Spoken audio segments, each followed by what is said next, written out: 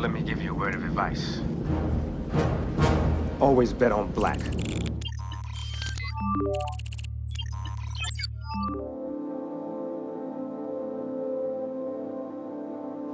There is so much hope for racial reconciliation and transformation. That's why we do this work. We believe in the greater humanity prevailing.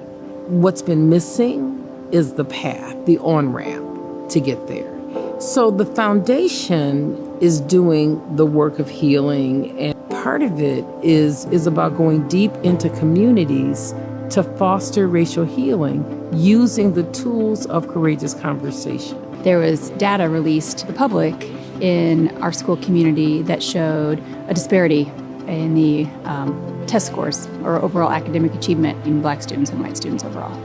Accounting for everything that you can, zip code, income level, and education levels of parents, that the one variable is this kid's race that parallels the achievement gaps. Parents like myself began to be mobilized. We were looking for a partner to engage us in how to have conversation and solve our own problems. And that's what I love about the model of courageous conversation, is that I've got to be vulnerable and I've got to show up. And when I do that together, we can make progress.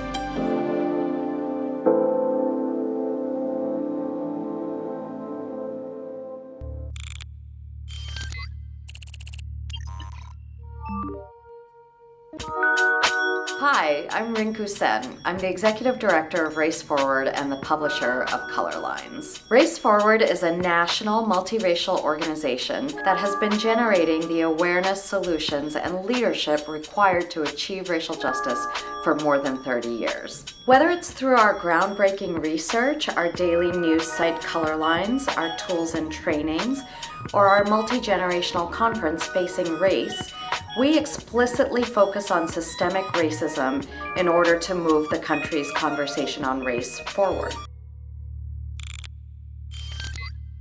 Hello, I'm Rashad Robinson, and I'm the president of Color of Change. This week in the Black Response, I want to talk with you about what we need to do to stop the spread of the coronavirus in our prisons and jails, places where social distancing is literally impossible. We are watching this virus rip through these institutions, spreading from inmate to inmate and to correction officials and to correction officials' families.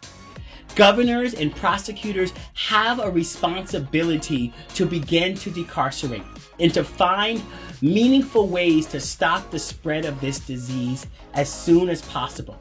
It will be a death sentence to those behind bars, and it will be a death sentence to the communities connected. Join us at theblackresponse.org, sign a petition, join our campaigns, help us raise our voices in this moment, and push those in power to do more. We must stand together in this moment because consequences of not are far too deep to face. Thank you for joining us, and I will see you next week.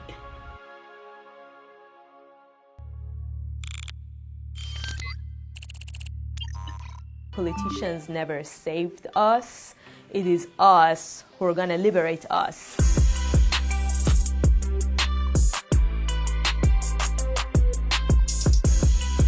Social change has happened through people's movements, whether it's women's rights, ending the US war on Vietnam, or abolishing slavery. All of those historic achievements came about as a result of decades-long movement. At the same time as we're fighting for the repeal of the Muslim ban, for the abolition of the surveillance state, we also have to come out when Black people are being dehumanized and killed by the state, the Latinx communities and other undocumented folks are being attacked, families are being separated, because government repression impacts all of us.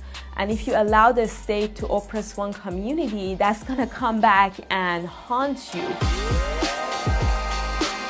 I think we have a huge responsibility as people who are living here to hold this government accountable. And that is not going to happen unless there is a broad-based movement by people who are demanding that. The National Urban League Young Professionals are at the heart of the charge towards civil rights and economic justice. The Young Professionals are 100% voluntary, and it's an arm that allows the Urban League to extend its brand and to expand its programming through a volunteer network of young people. It's often said that our affiliates serve as kind of the treetops, but the Young Professionals truly are the grassroots. We're the individuals on the ground, and we're the people that you see out there volunteering and making it happen. Each year, our Young Professionals provide science, technology, engineering, arts, math opportunities, and mentoring. The YPs are those persons who are engaged with the Urban League and who are looking to really advance the movement and to help the organization to grow its next generation of leaders. Why become an Urban League Young Professional? This is not a network. It's a movement inside our village, grounded in the rich history of the National Urban League, fighting to maintain our rights today and fiercely working to ensure the promise of tomorrow. To join, find an Urban League Young Professionals chapter near you. Go to nulyp.org. Well, let me give you a word of advice. Always bet on black.